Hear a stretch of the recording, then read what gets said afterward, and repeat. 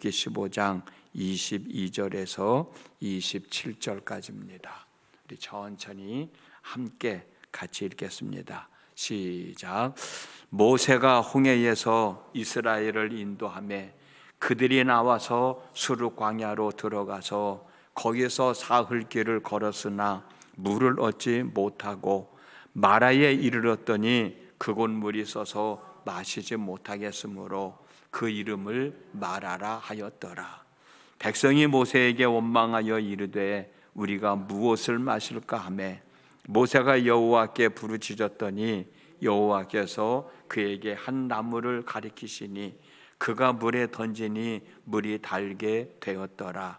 거기서 여호와께서 그들을 위하여 법도와 율례를 정하시고 그들을 시험하실세 이르되 너희가 너희 하나님 나 여호와의 말을 들어 순종하고 내가 보기에 의를 행하며 내 계명에 귀를 기울이며 내 모든 규례를 지키면 내가 애굽 사람에게 내린 모든 질병 중 하나도 너희에게 내리지 아니하리니 나는 너희를 치료하는 여호와임이라. 그들이 엘림에 이르니 거기에 물샘 12과 종려나무 70그루가 있는지라. 거기서 그들이 그물 곁에서 장막을 치니라. 아멘. 오늘 또 새벽을 깨우셨습니다. 참 잘하셨어요.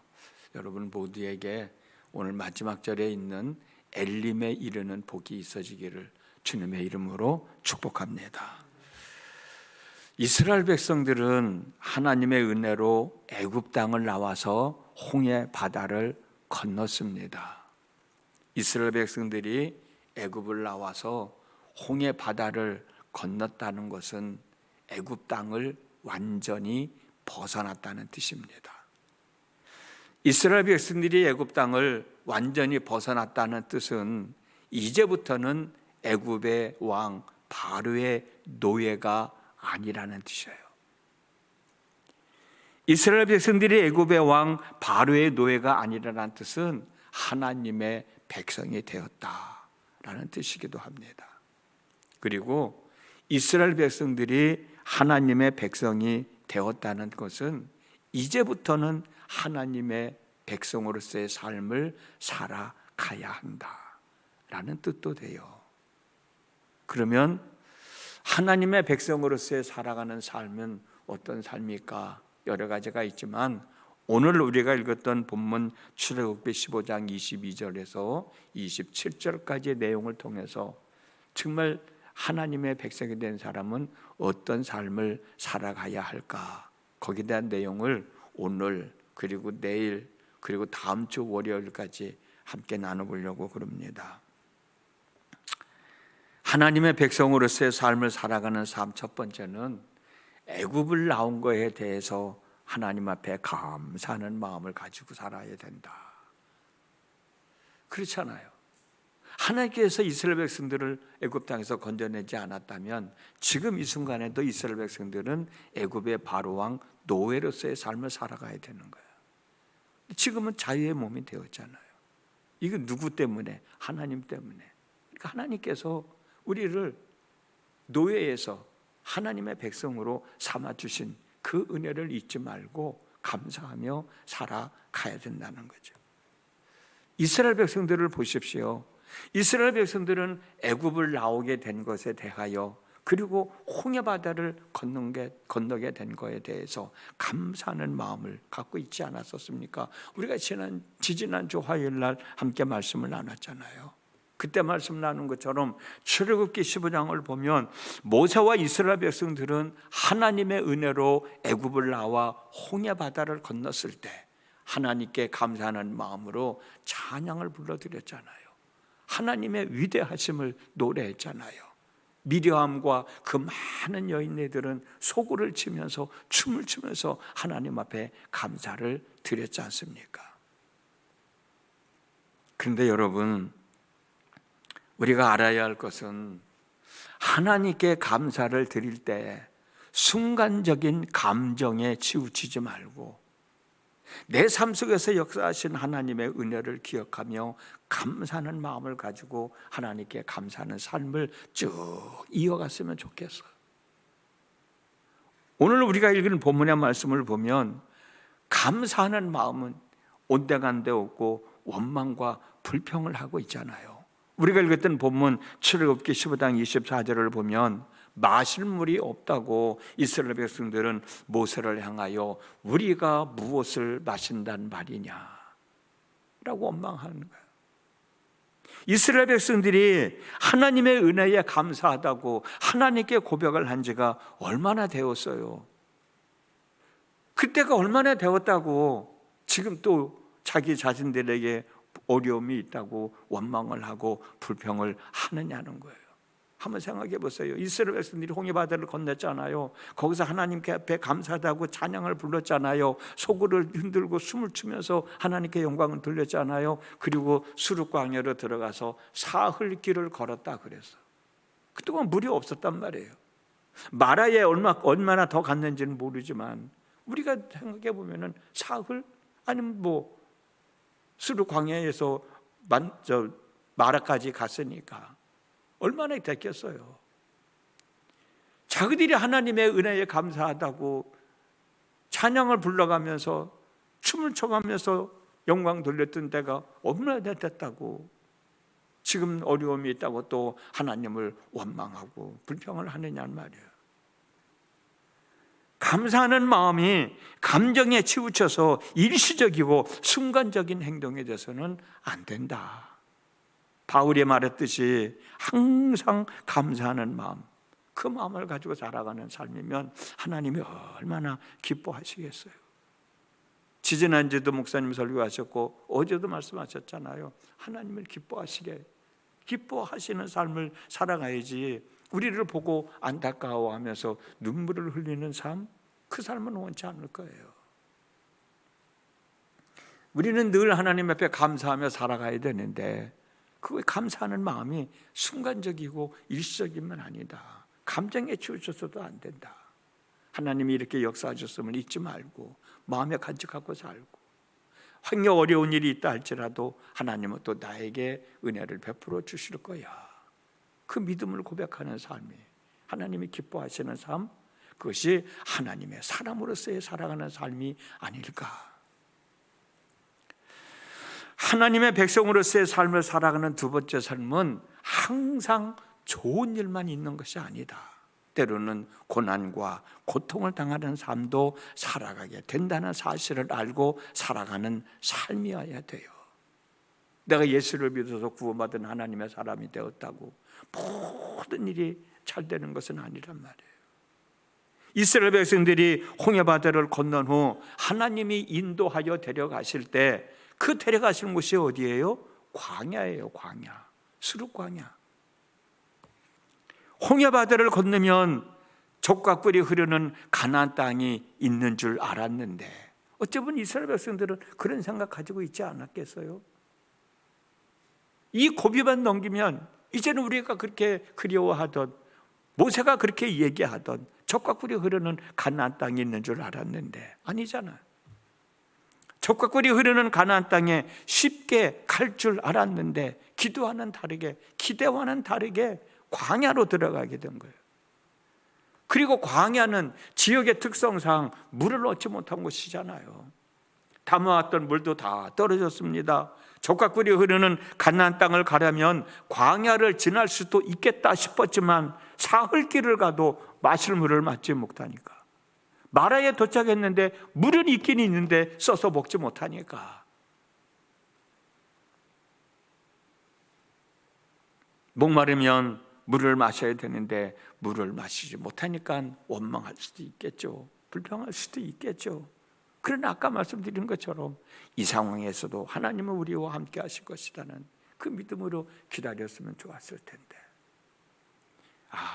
젖과 꿀이 흐르는 가나안 땅을 가는 길도 이런 고난의 길이 있구나 라고 한 번쯤만 더 생각해 봤어도 원망하지 않았을 텐데,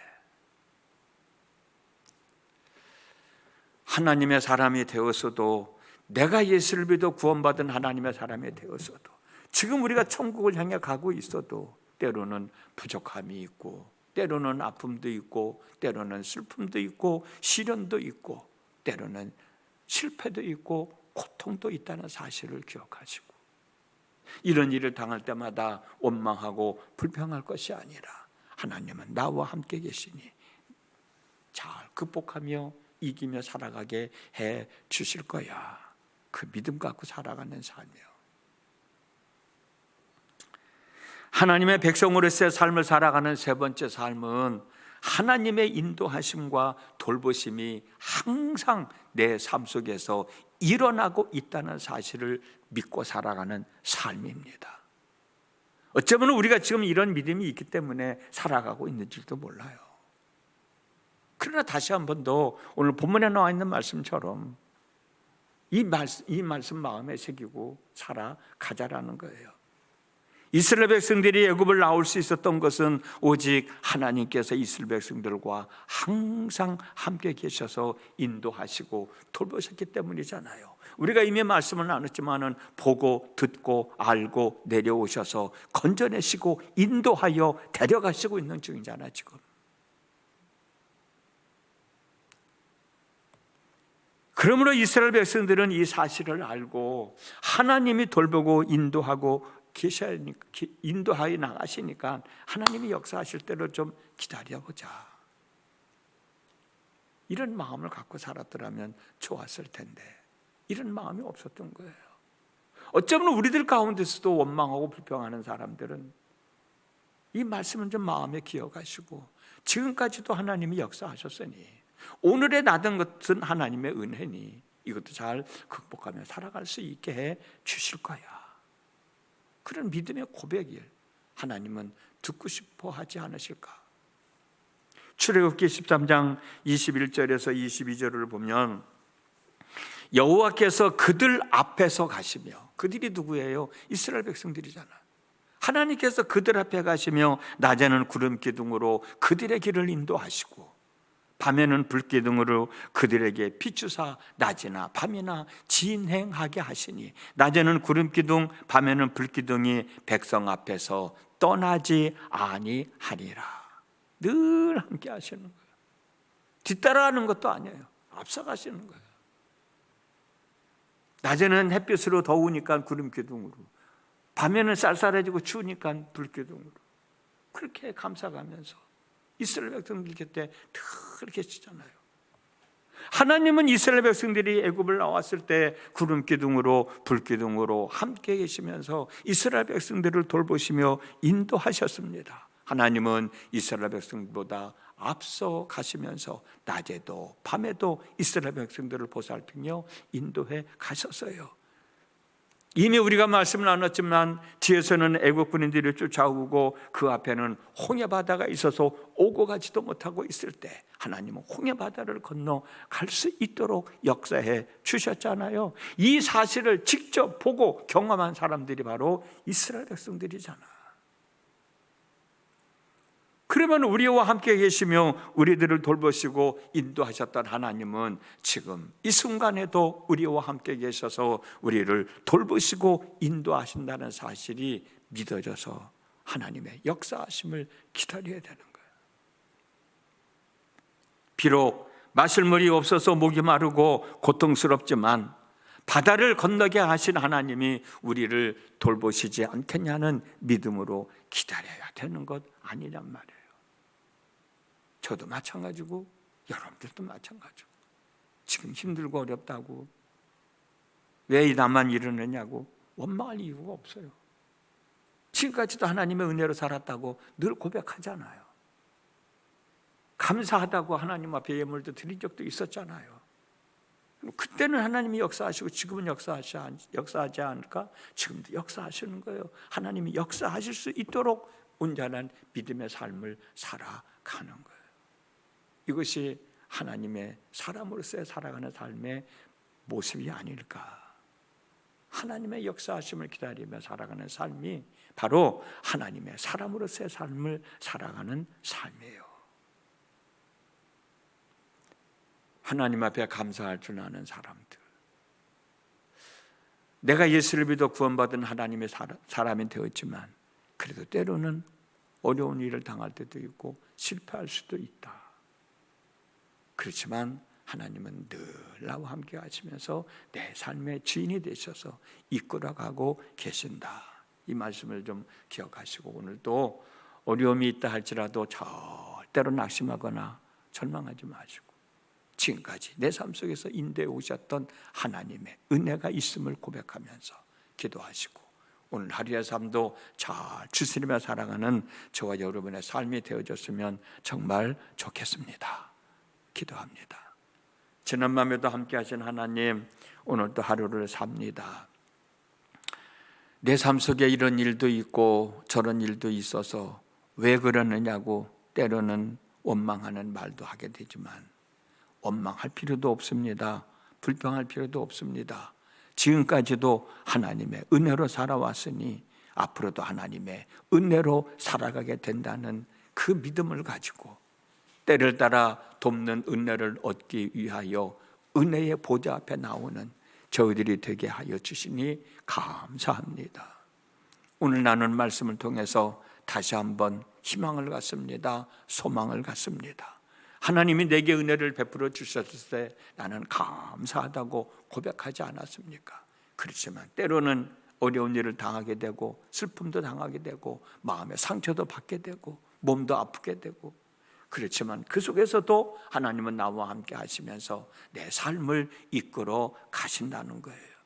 이 말씀을 다시 기억할 수 있도록 인도해 주시니 감사하고 이 말씀을 믿고 이 시간 기도할 수 있도록 성령님 도와주시어서 하나님의 은혜를 덧입고 모든 일 감당하며 살아가는 저희들이 되게 하여 주옵소서.